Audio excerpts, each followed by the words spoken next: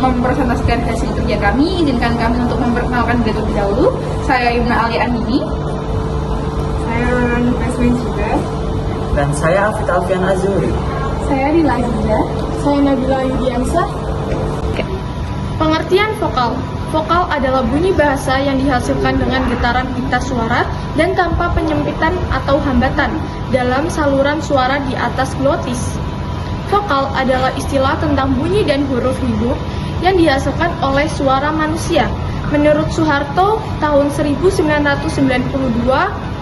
halaman 143. Penggolongan bunyi vokal. A. Menurut posisi lidah yang membentuk ruang resonansi.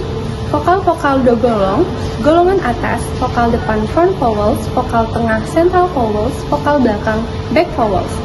Vokal depan dihasilkan dengan menggerakkan bagian di belakang lidah ke arah langit-langit sehingga terbentuk suatu rongga yang menjadi ruang resonansi antara bagian depan lidah dan langit-langit, misal vokal E.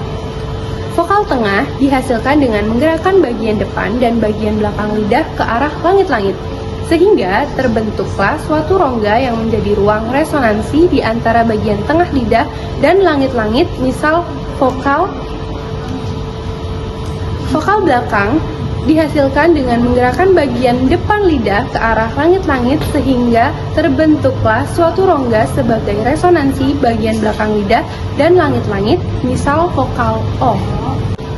Menurut tinggi rendahnya lidah, vokal digolong-golongkan atas tinggi, high vowels, vokal madya, mid vowels, vokal rendah, low vowels. Tinggi rendahnya tergantung dari dekat jauhnya dari lidah terhadap langit-langit.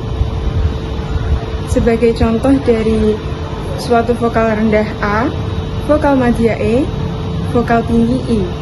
3. Menurut peranan bibir, dapat kita bedakan antara vokal bundar, rounded vowels, dan vokal tak bundar, unrounded vowels. Contoh dari suatu vokal tak bundar, yaitu I, bila vokal tersebut dibundarkan menjadi U. Menurut lamanya pengucapan vokal dengan mempertahankan posisi alat bicara yang sama, yaitu vokal dapat kita golongkan atas vokal panjang, long vowels, dan vokal pendek, short vowels. Lamanya itu sendiri disebut kuantitas. Yang terakhir adalah menurut peranan rongga hidung kita yang membedakan antara vokal sengau atau nasal vowels dan vokal mulut atau oral vowels. Meskipun memiliki nama yang menimbulkan salah paham yaitu nasal vowels, sebenarnya udara yang keluar tidak seluruhnya melalui rongga hidung, tetapi sebagian melalui rongga mulut. Berbeda dengan konsonan sengau, di mana arus udara tidak dapat keluar melalui mulut walaupun hanya sebagian. Akan tetapi dalam hal vokal, sebenarnya nasal vowels dan konsonan sengau memiliki sangkut paut. Contoh vokal nasal yang banyak kita jumpai adalah pada penggunaan bahasa Prancis, di mana pengucapan vokal oralnya seluruhnya keluar melalui rongga mulut dan langit-langit lunak dinaikkan untuk menutup jalan menuju hidung. Baik, sekian dari kelompok kami. Terima kasih sudah memperhatikan penjelasan dari kami. Wassalamualaikum warahmatullahi wabarakatuh.